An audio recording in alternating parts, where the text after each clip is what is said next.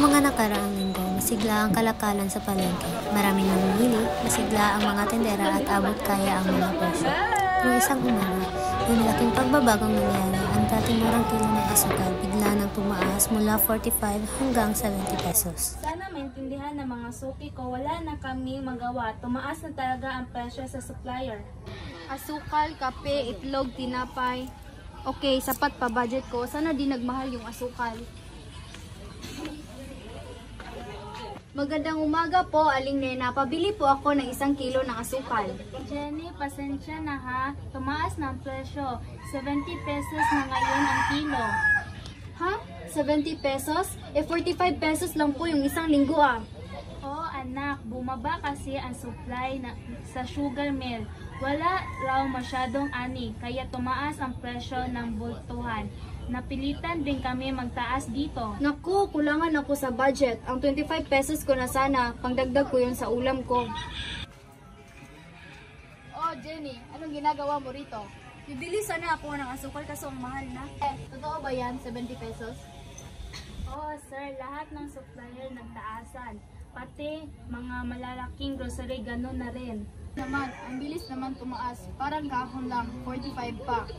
Hindi na muna ako bibili. Gagamitin ko lang yung perang pambayad sa kuryente. Ganun din siguro ako. Kailangan ko pang bumili ng bigas mamaya. Mark, alam mo, minsan nakaka-frustrate. Parang lahat na lang nagmamahal. Bigas, langis, asukal. Ang hirap para sa mga tulad nating ordinaryong mamimili. Kapag tumaas ang presyo ng isa, napipilitan tayong magbawas ng iba.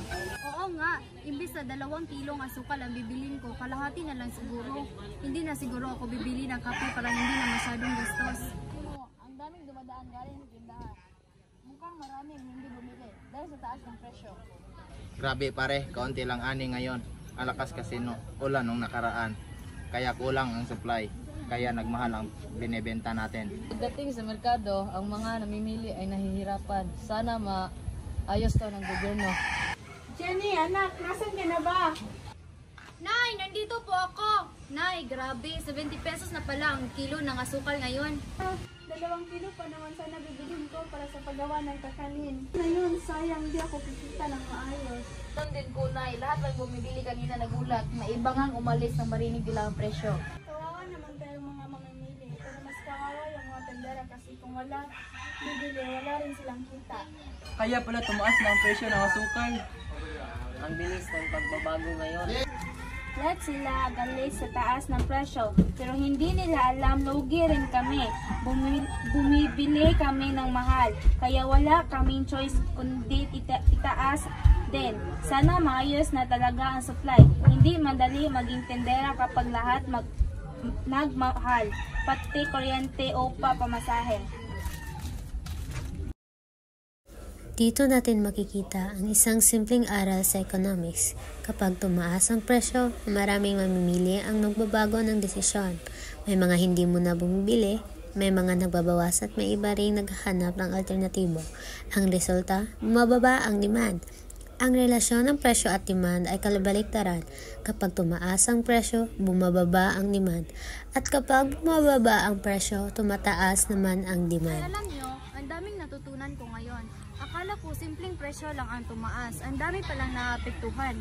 Pati supply, kita ng tindera at desisyon ng mamimili. Tama yan anak, kaya mahalaga rin na alam natin kung paano gumagana ang pamilihan. Mura man o mahal, may dahilan lahat. At dahil mahal ang presyo ng asukal ngayon, magtitipid muna tayo. Pwede naman siguro brown sugar at 3-in-1 coffee, di ba? Oo nga, ubawas tamis muna si mama sa kakanin. Ang simpleng pagtaas ng presyo ng isang produkto ay may malalim na epekto sa ating ekonomiya. Nagbabago ang desisyon ng mga mamimili, bumababa ang demand, at naapektuhan ang kabuuang takbo ng pamilihan. Sa huli, lahat tayo, mamimili, tindera at manggagawa ay konektado sa iisang bilog ng ekonomiya. Ang pagtaas ng presyo ay hindi lang simpleng pagbabago sa numero, ito ay salamin ng mga desisyong ginagawa ng bawat isa sa atin araw-araw.